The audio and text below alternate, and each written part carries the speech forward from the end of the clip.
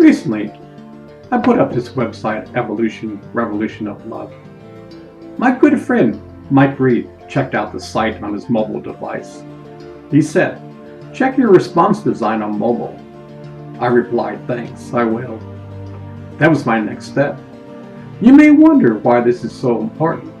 Okay, you built the site and everything looks great on your desktop computer. Then you start looking at your site on an iPhone, iPad, Android, etc. And you just see that the content is not displayed properly. Responsive design means that when a user goes to a website, the screen displays the content in a usable manner. For example, even when you're on the website with a desktop computer or laptop, if you change the browser side, the content should adjust accordingly. Without using responsive design, the content could look awkward. So what does this have to do with life? Many of us never think how we respond to life's events around us. We simply react. We are reactive beings. We don't stop, look, and listen before reacting. We don't think, should I say those words? Anger is putting gasoline on the fire. Responsive design comes into the picture where wherever life events comes into play, you can rearrange them where your foundation is kindness, compassion, patience, tolerance, and love. These qualities help in rearranging the events that surround you. You may not like the event, but you can respond in a mature, emotional manner. Remember, this takes time. You will stumble and fall. That's how you'll learn. We learn from our day-to-day mistakes. That's how we all grow.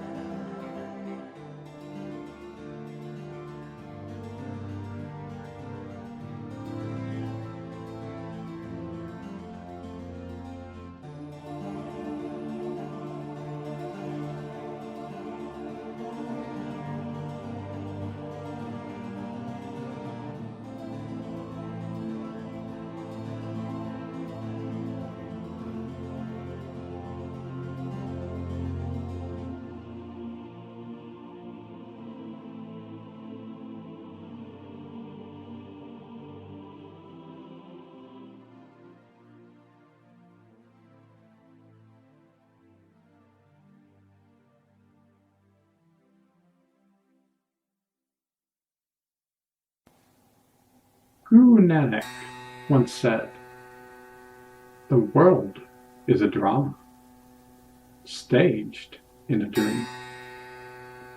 Mystics throughout the ages have pondered this over. We are living in drama, staged in a dream. Is our dream real? What is considered a dream? We come and go from this world. Is this a dream, or where we come from a dream? We live out our lives in so much drama. We react to the beatings of life. Is there a way to solve this puzzle? It seems very complicated, one layer over another. Yet the answer is simple. Open the door within.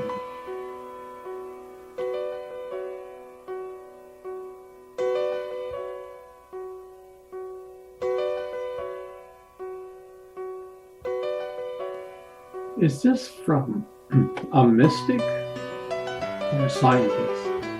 Kabir, a mystic from the 15th century, said the following: "All know that the drop merges into the ocean, but few know that the ocean merges into the drop." Now that is profound. A modern-day Einstein might have said that today. The entire universe exists inside of us. We are a part of the universe. Is this a paradox? We are beyond time and space. There are billions of universes. Inside of our DNA is a part that is not material. It is spiritual. No instrument known to man can detect this yet. Yet the mystics have said all along, you are hardwired for this experience. Ponder this message. The divine words from Kabir are alive. Serenity is a state of being calm, peaceful, and untroubled. Think of life as a video game. In a video game, once you master a level, you go to another level. People love the challenge of playing the game. Now imagine playing the video game of life, which, by the way, you are. Have you read the instruction manual? You know, even if there is one? Are we on autopilot on this life? Anyway, here's a few suggestions on playing this complex game. Imagine you're playing this video game. It's old and new at the same time. The purpose of this game, as you know, is to go through the various levels. Step 1. Life throws you a curveball. How do you react? If you can be in a state of being calm, peaceful, and untroubled, you go to the next level.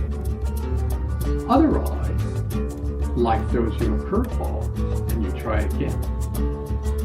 Now if you pass level 1, be ready for the next step. Life throws you a curveball. How do you react?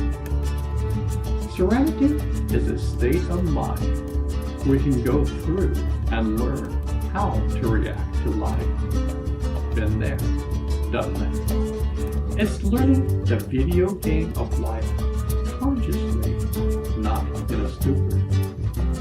Every step of the way is a practical learning experience.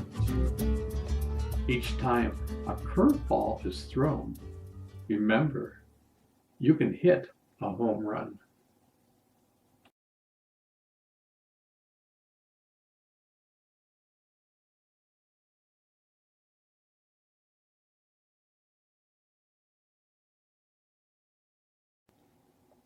I heard the Beatles song, "When I'm 64, many moons ago." I am now 64. I'm still young at heart. But society at large thinks, oh, you're over the hill. Recently, I had a phone interview on the phone. At the end of the call, the interviewer said, this was the best interview he ever had. Yet, when I had the interview in person, you could see disappointment in his eyes. Oh, he's over the hill. My resume is quite impressive. You can never rest on your laurels. Being a software engineer, you have to always be in a state of learning and growing. Even when my employers didn't have a technology that was going to be forefront, I learned it. For example, I built a cooking site using the latest technology 6 years ago. If I didn't do that, maybe I would be over the hill. I'm still learning and growing every single day. I have tremendous knowledge of the outside world and inside world. I have traveled around the world. I have nothing to prove. I do get tired when some young person makes me to prove myself to him. Some companies, all you have to do is smile and they read your resume. No questions asked. They know talent when they see it, regardless of age. Some companies only see the image of an old man. I'm not old, I'm wise. Big difference. I think I really want to work for a company who truly sees me as who I am.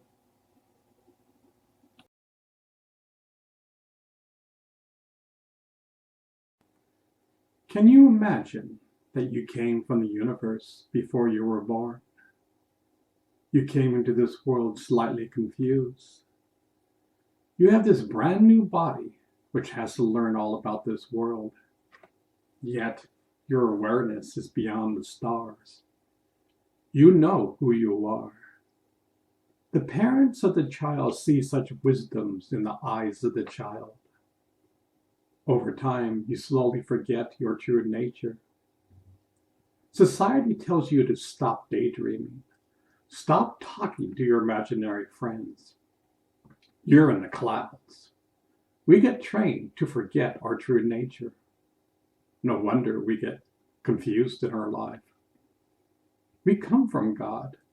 The world tells us don't believe in any imaginary stuff. Yet then they say, search for God by reading the holy books. No wonder people give up in their search. Many people never start. We were told from the beginning not to trust ourselves. We were told to ignore our true nature. Remember, you are never alone. The universe knows who you are.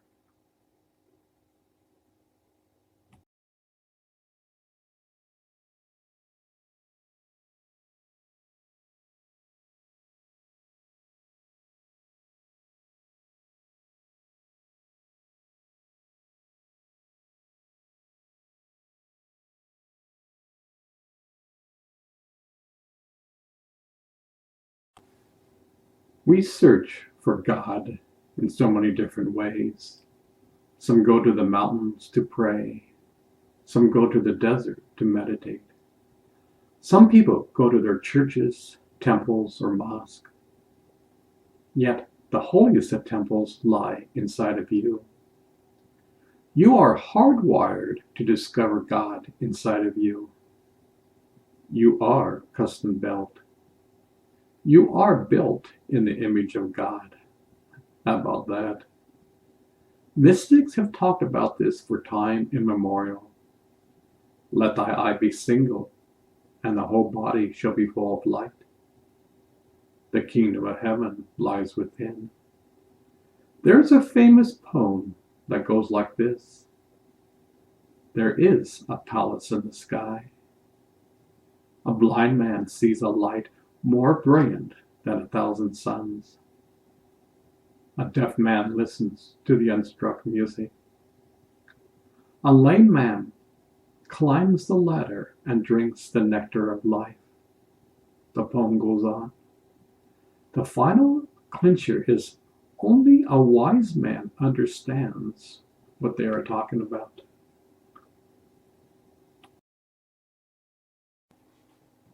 When I was young, I loved baseball. I once heard a story that Ted Williams didn't go to the movies because it said it would hurt his eyes. He had exceptional sight and reflexes. You had to be if you had many seasons when your batting average was over 400. He didn't party, smoke, or drink. I'm sure many people thought he was a fuddy-duddy. Yet, he was the best of the lot. He paid attention to his craft. Maybe he was baseball's mystic. He turned baseball into a science and an art. He had complete devotion to the game. He did not get sidelined by the many distractions of life. He just loved to play the game. He was the best of the best. Many famous ball players need to look at his devotion to the game. Pride and ego wasn't in his game.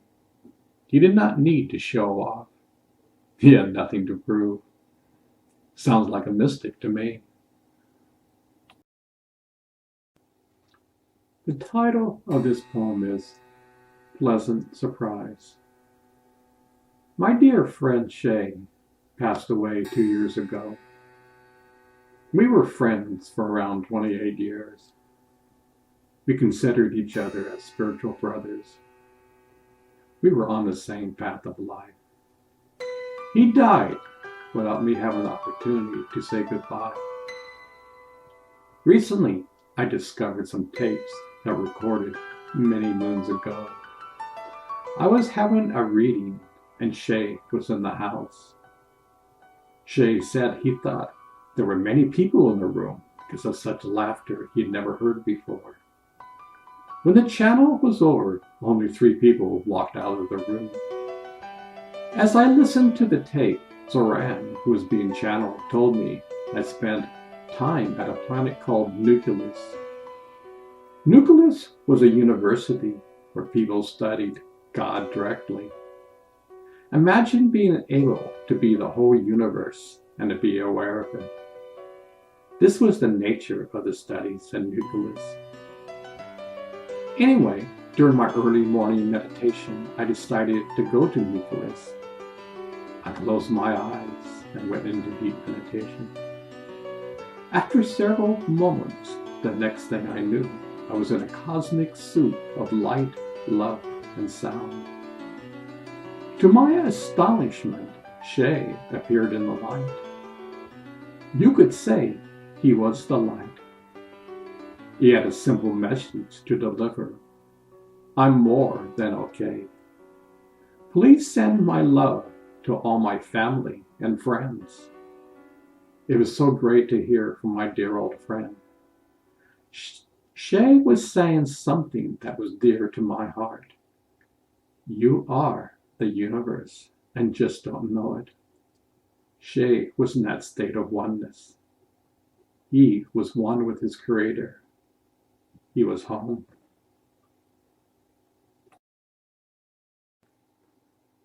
You got the job. Last Friday, I had a job interview with the largest privately owned company in the world. I had 2 interviews. Everything went extremely well. They took a look at my resume and saw that I matched all the qualifications. During the second interview, they said, "You got the job. When can you start?" I said, "Anytime you like." The interview ended and they gave me a tour of the building. I met my new manager and saw my new desk. Well, Monday comes along and I receive an email saying they didn't see a fit. They're looking for better technical depth. The funny thing is my resume was exactly what they were looking for. Even one of the interviewers said it was a perfect match. Anyway, what am I missing? Any advice?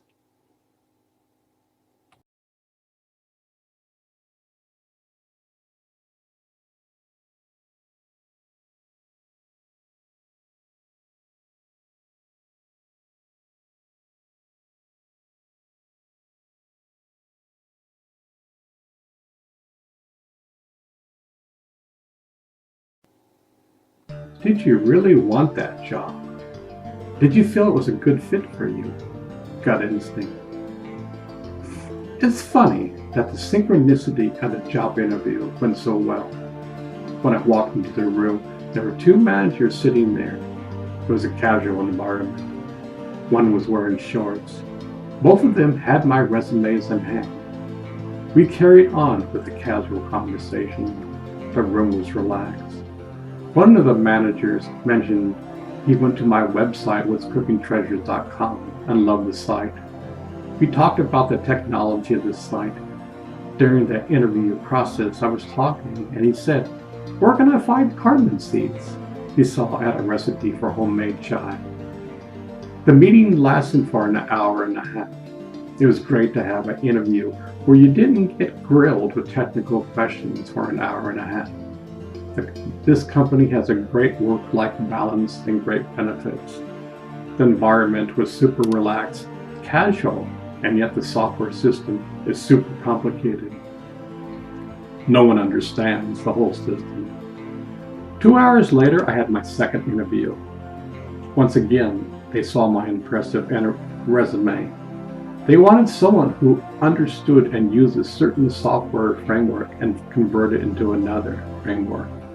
They saw on my resume I could do it. What struck me was how friendly the software engineers were. These were the people I would be working with. There's a lot of laughter in the air. Both of us used a great framework that was going to be obsolete in the near future. We had a great laugh at that. At one point in the interview process, someone said, "You got the job. When can you start?" I said, "Anytime you like." With that, the interview ended, and one of the software engineers took me on the tour of the building. I met my new manager and was shown my new desk. This company is only 3 minutes from Lifetime Fitness, where I swim every day. All in all, I felt really good about the situation. I saw that the entire group wanted to hire me, yet you never know until you receive an offer letter. Until then, it's not reality.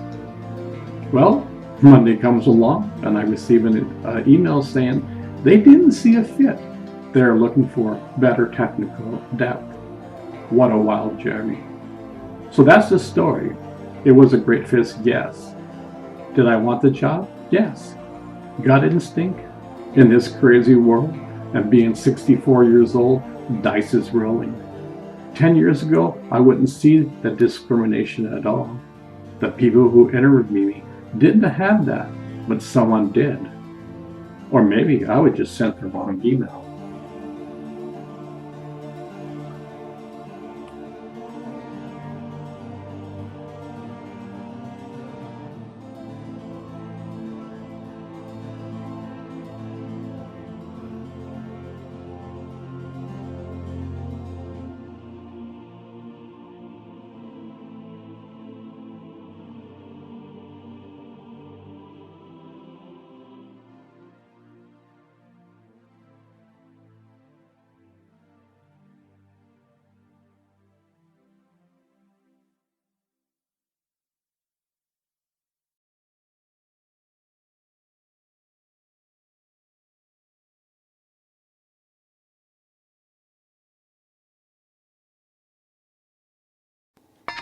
Well, I had to ask Dow Human Resources if they heard any news about my interview.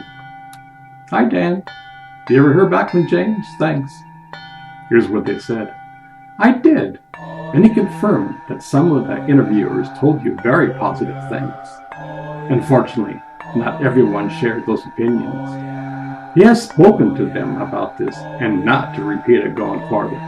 We apologize this happened and gave you a different expectation that ultimately the team decided. I've been thinking this over, and with all your wonderful support, imagine you are driving and you see signposts everywhere. Signs like, 'Do not enter.' You're driving on a one-way street and you're driving in the opposite direction that you should be. There's a major accident ahead of you. Road rage is all around you. You're almost out of gas and the nearest gas station is miles away." I'm getting the picture. These are blessings in disguise. These signposts are wonderful ways for me to stop, look, and listen. I'm getting all these crazy signals without even starting the job. What kind of things would happen if I worked there for some time? In this situation, it's best to forgive but not forget. Big difference. Forgiveness is a way to let go of all negativity around the situation. Dell Computers had already forgotten about this. I had to remind them again to look into the situation. If there is a poison dart that hits you, forgiveness is a way to take that dart and poison out of your own system. Why hold on when they so easily forgot about their actions? I have a simple solution. Next time, I won't buy a Dell computer. Let's hit these companies where it really hurts. If people don't buy their products, they won't be in business. It's about time that companies honor their employees.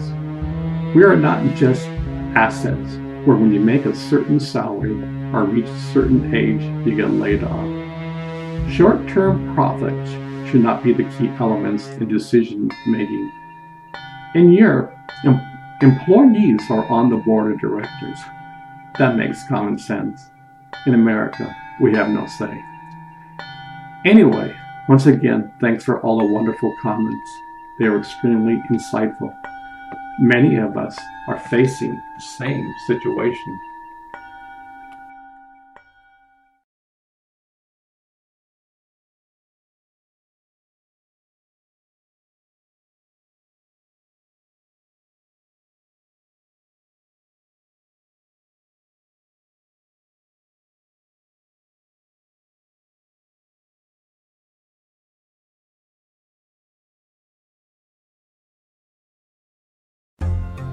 The definition of a mystic is the following: a person who seeks by contemplation and self-surrender to obtain unity with or absorption into the deity or the absolute, or who believes in the spiritual apprehension of truths that are beyond the intellect. Many moons ago, I heard about the world of a mystic or yogi. I was quite fascinated by it. What were they experiencing? How did they tap into this experience? Is this for a privileged few? How come everyone doesn't know about this? Do you have to give up your life, move into an ashram? I like my life. Can I become a mystic and still carry on with my life? These are the questions I ask myself. Fast forward 46 years. Wow, what an adventure life is. I learned that anyone can learn to go inside and discover their true nature. It's not for a privileged few. In fact, we are hardwired for this experience. We were designed for this experience. Somehow along the way, we have forgotten. No, you don't have to give up anything in your life except for a few things. You must learn to give up anger, greed, war, intolerance, lack of patience, gossip, and all your negative emotions. Don't you think it's wise to take out the trash every once in a while? We have tons of internal housekeeping to do. At times it's difficult and painful for a human being to change. We have a tendency to hold on for dear life, yet we are carrying a huge boulder on our back. Maybe the great mystics were right. Maybe their path was to demonstrate or show that we can throw away our garbage. We don't have to change or walk away from our lives. And a matter of fact, we need to embrace life. The universe is kind. We need to cultivate kindness in our life. We need to plant the seeds of kindness and water them every day. A farmer tills the soil and takes out the weeds. We need to do the same thing. We need to be aware of our actions. Humanity needs to plant the seeds of love, compassion, tolerance, patience, and so much more. Follow the steps of planting the seeds of kindness. Guess what? Over time, you will become a mystic. Every day, watch your breath, moment by moment. Pay attention to it. Focus on it. Try to do this 24 hours a day. It will take time. At first, it will be extremely difficult. Just relax. When you're driving, turn off the music.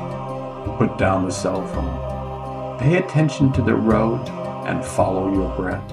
It's that easy.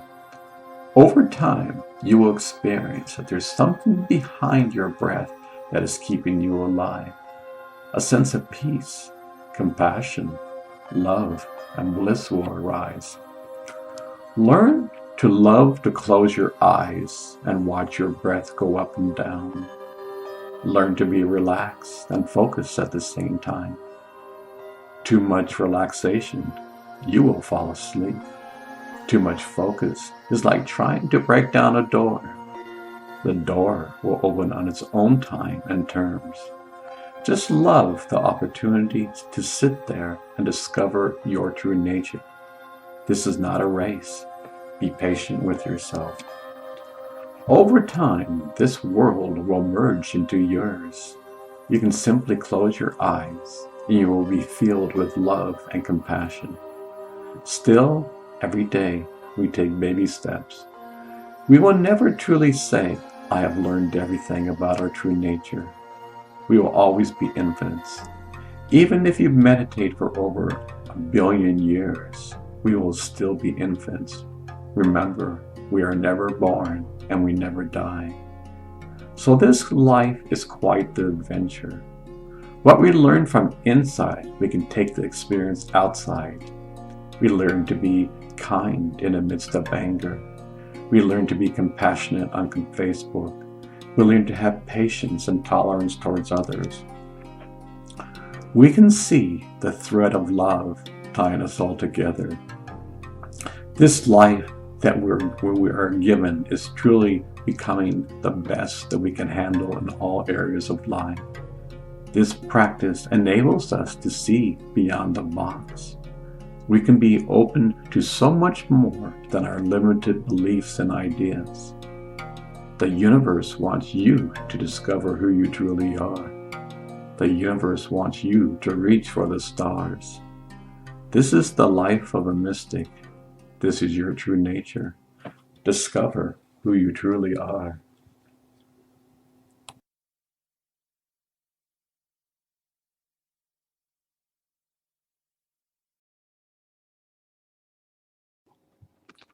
Paul Cohen. I really believe in synchronicity. This is from Wikipedia. Synchronicity is a concept first explained by analytical psychologist Carl Jung, which holds that events are meaningful coincidences if they occur with no causal relationship, yet seem to be meaningful related. This post of Paul got started by synchronicity of events. My friend Mark, see above, goes to Mexico and visits the pyramid at Tenochtitlan just outside Mexico City. This is his childhood dream. When he was 10 years old, he listened to the adventures at a lecture given by Paul Cohen's dad. Paul's family spent the summer in Mexico and Guatemala. Paul's dad was a doctor and did volunteer work for the summer. Mark never knew that Mexico had pyramids. So, Mark goes to Mexico and he posts his adventures on Facebook.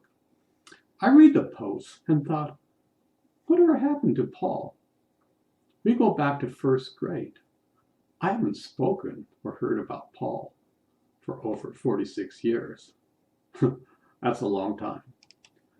So here's where synchronicity starts kicking in. Mark posts on Facebook. Mary Lou Picard sees the post. Mary Lou Picard. Paul Cohen is in Colorado Springs, Mark. I spoke with him last summer. I'm sure he'd love to hear about your adventure and how his family inspired you. He's on Facebook. I'll bet very seldom he does check it. Mark Blackburn. Mary, thanks so much. I found Paul's Facebook page, which you are correct. He hasn't used since 2015. Still, next time I'm in Colorado Springs, I may try to look him up. Paul Cohen. Mark, so nice to read your posts. I'm looking forward to reconnecting with you. Wow, it was nice reading of your trip to Mexico. Very cool. Interesting how you had that intent for so many years. I think our visit to Mexico and Guatemala long ago led to a couple year volunteer in Laos, Southeast Asia. Mark Blackburn. Paul, great to hear from you and know you are alive and presumably well. I vividly remember your father narrating that slideshow to this day. Traveling that far from home was not so common in those days. How long have you been in Colorado Springs? Paul. Yes, mostly well, thank you. Good to hear from you as well. Wow, this is an amazing story. So fun that you did that. I'm enjoying seeing your video posts. Looks like you had an incredible trip. Are you back in the United States now? And a friend of mine made that same climb this time of year, just 2 years ago. We really enjoyed it. I moved to the Springs about 25 years ago and like it. Are you in Seattle? Gretchen gribbled. Oh my God, Paul Cohen. Facebook has become old home week for me recently. I don't know if you remember me or not. It's fun hearing what my classmates are doing all these years later. Happy to hear tidbits about you. Mark Blackburn, Mark McClellan, and others. Yay Mariners, Ensign, and or Newport Harbor High School alumni. So then I send Paul a request. I see that Paul's on Facebook, so I send him a Facebook friendly request.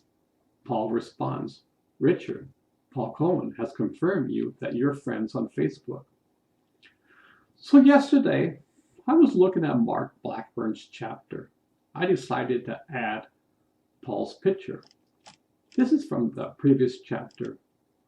The classmate whose father gave the presentation was Paul Cohen. Does anyone remember what became of him? I suspect he went to Corona Del Mar, not Newport High School. I get out my Newport Harbor yearbook and snap this picture and insert above. I send Paul a message. Hi, Paul. It's been many moons since we've last seen each other. I was visiting some friends last summer in Colorado Springs. I tried to look you up. Anyway, maybe next time. Paul. First, Mary Picard. Mark, now my friend Rick. Haha, can't believe it. What's happening? Wow. Rick, earliest of friends. So then we get on the phone and start talking for a few hours. Now, we haven't talked since high school, but we had instant communication. It's amazing to see how a series of events connect each one of us. If Mary Lou Picard didn't contact Paul, or Mark didn't do a post of his adventures on Facebook, I wouldn't have been in contact with Paul. I remember as a kid, I was fascinated by Paul's house. It was a Japanese-style house. From what I remembered, they had a courtyard with the rooms coming off from it. Instead of having ordinary doors, they had shoji doors. Now, as a kid, I loved anything from the Far East. I loved things outside of the box. Paul's house was stuck in a neighborhood with all standard houses of the time. The front of the house was standard, but nobody knew the jewel inside. Paul's dad was a doctor. I saw him a few times when I was a kid. Paul's dad was my brother's David, primary doctor. Back then, it wasn't unusual for a doctor treating a patient smoking a cigar. Paul and I were great friends in elementary school. I learned over the phone that Paul had been to about the same number of countries that I have been, around 35. He spent 2 years in Laos doing voluntary work.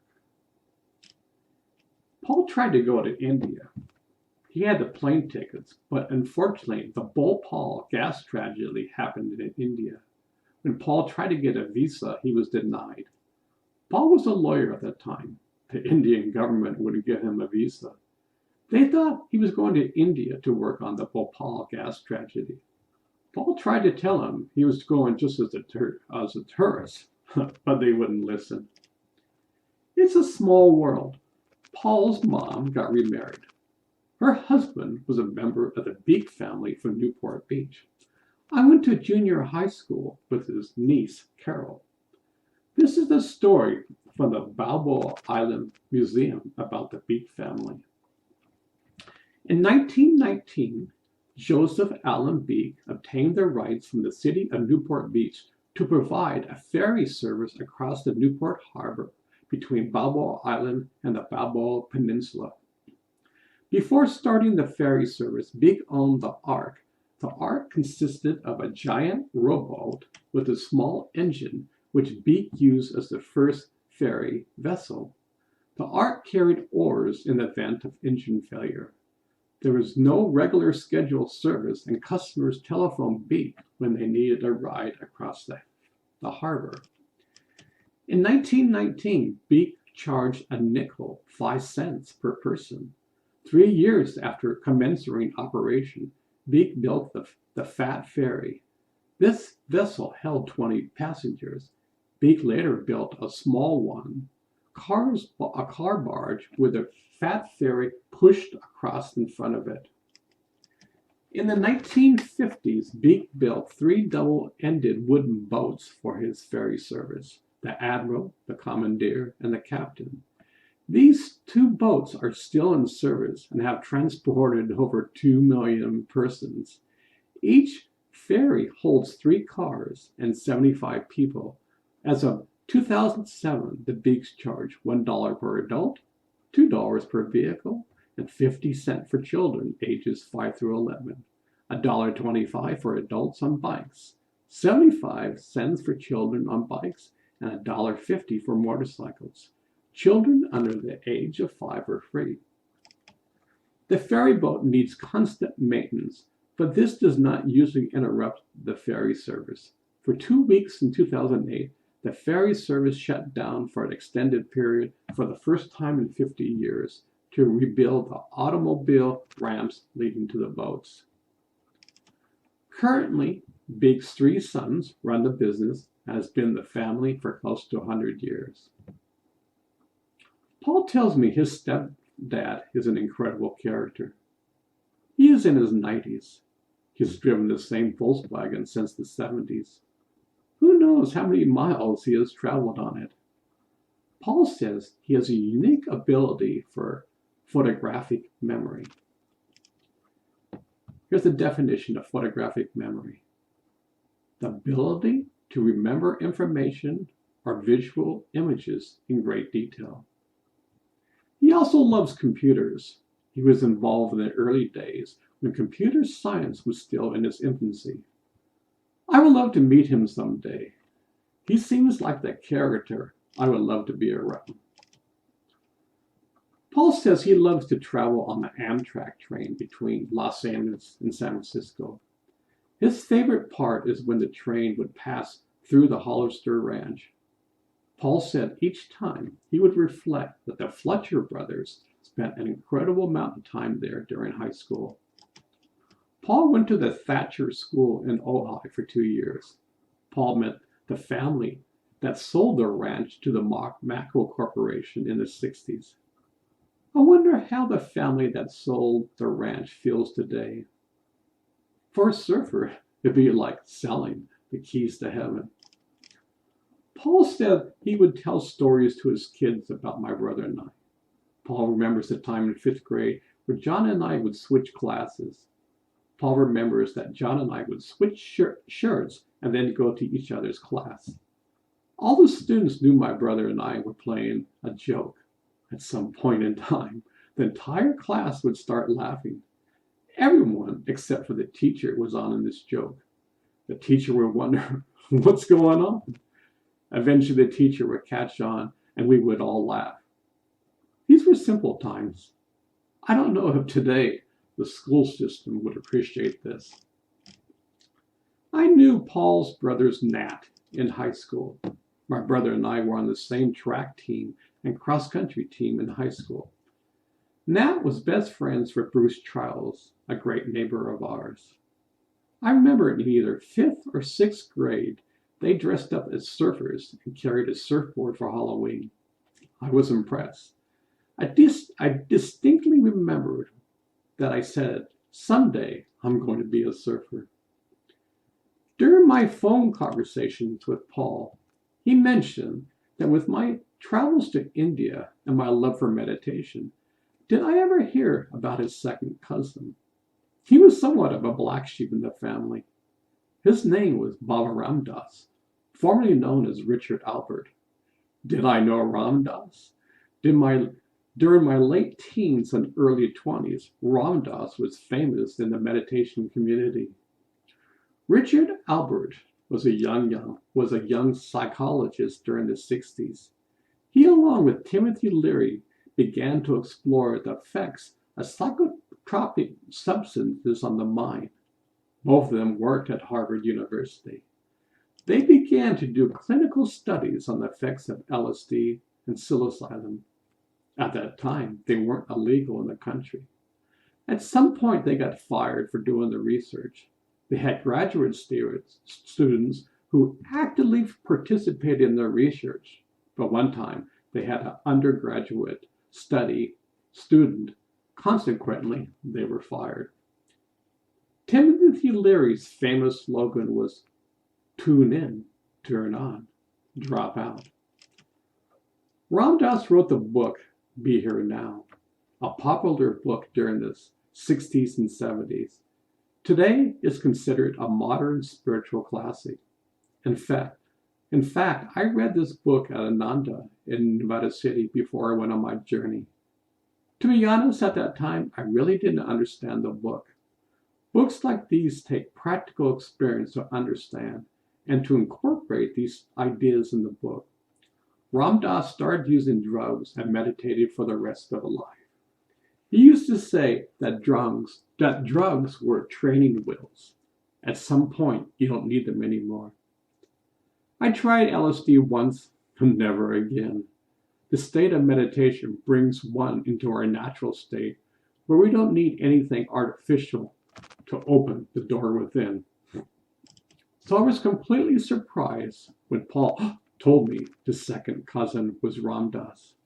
I saw him speak in Santa Fe, New Mexico during the 70s. I had been impressed by his work. He had tremendous influence in the population at large. He helped to bring meditation to be common among our society. During the 70s, it was considered you were on the fringe of society if you meditated. You were strange. Nowadays, yoga is mainstream. You can practice it almost everywhere. Synchronicity is so common, yet most of the time we don't see it. Signposts are everywhere, yet we don't have eyes to see. Thanks, Paul, for being my lifelong friend. I'm so happy that we are connected again. We are all on an incredible journey of life.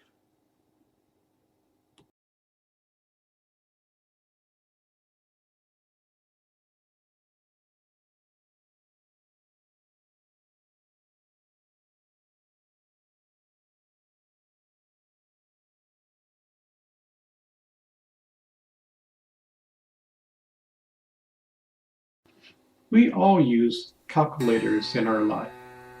2 plus 2 equals 4. Simple. Yet do we ever calculate the meaning of life? No matter how grand your life is there something you know is missing? I just can't seem to calculate that. I'm missing some formula. I have everything and still something is missing. There is a simple formula. You don't have to be a math genius. All the masters have said to go within. You are the universe. You are the great calculator. The mysteries are hidden within. Ponder this over. You can solve this puzzle.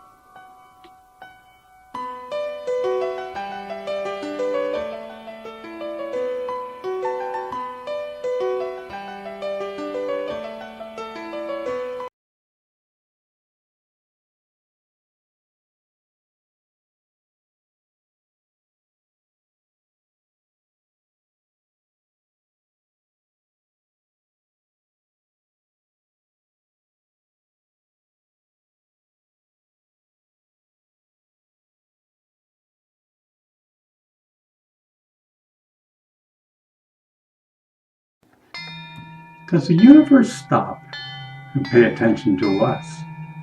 Or do we stop and pay attention to the universe? Does the universe help us on our journey of life? Can the universe be our coach in teaching us about the mysteries of life? Is it true? The more you pay attention to the universe, you will see signposts everywhere. Is the universe gently showing us the way? Look over in this direction. Is life like a video game where you go from one level to another level? Does life throw curveballs so you can ultimately hit a home run out of the park? When we strike out, do we think we failed, or do we see the opportunity to learn and grow? Recently, when I meditate, I have a sense of being coached. For the past month or so on a daily basis, when I dream and wander, and I'm at a point when I'm in the dream, all of a sudden I get pulled from the dream and back into the light. I feel the universe is saying, everything comes from light. I read the autobiography of a yogi many moons ago. One of my favorite passages is when he describes going to a movie theater. The entire audience is totally captivated by the movie. It becomes real. Yet how many people turn around and realize that a projector is streaming light upon the screen? The wise masters have been talking about this for eons. How do we tune the guitar of life? Has the entire universe always been inside of us and we haven't been aware? Does the perfect wave exist inside of us? These are exciting times for us. In the midst of Trump and politics, the universe is beckoning us to discover our true nature. We are the universe and just don't know it. Our civilization is quite young, probably less than 200,000 years. Most scientists say probably less than 34,000 years. I'll tack on a few years. Yet imagine there are probably civilizations that are over 5 billion years old.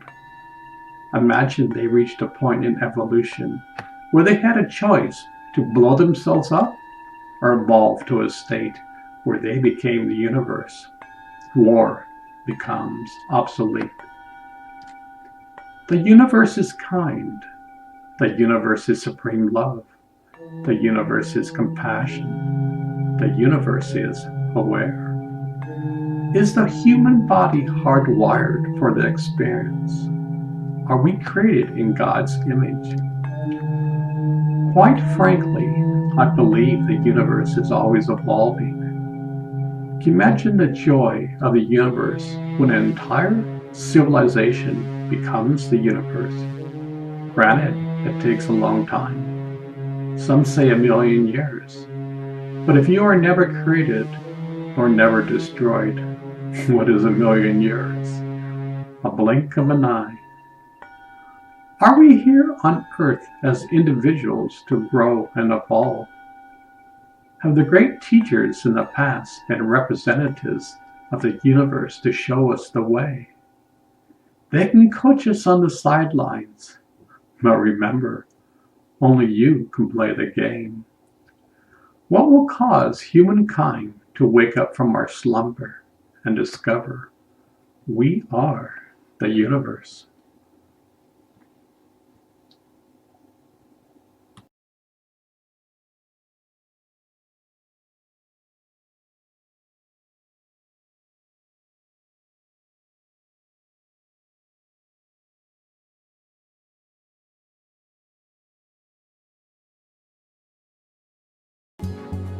Is there something going on behind the scenes that we're not aware of? The world seems to be falling apart, yet there's a glue which is tying us all together. It seems like the world is in chaos, yet behind the scenes is harmony.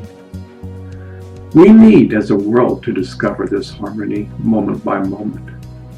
This is why the wise men can smile during difficult times. He can see behind the scenes. He knows that we are actors on the stage of life. We play our part, and ultimately we leave the stage and go home. Some of my friends have gone home in the past few years. My dear friend Patty lost her dad recently. Patty wrote a touching obituary for her dad. I never met her dad, but Patty is a reflection of her dad. I could see the tenderness of her dad. He was a OB-GYN at Hoag Memorial Hospital in Newport Beach. In fact, on Patty's Facebook post, one of the moms said 3 of her children were delivered by Patty's dad. Now, why am I writing about someone who I never met? Good question. I love to hear about the ventures of life with family and friends.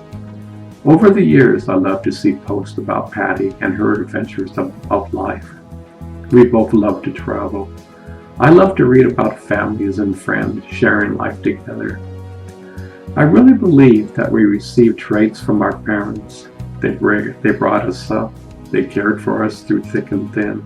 They raised us. How incredible is that? A part of them lives inside of our hearts. Their body is no longer with us, but their essence lives inside. We all come and go into this stage of life. Let's cherish our family and friends while we are alive. Rest in peace, Royal. May you have an incredible journey.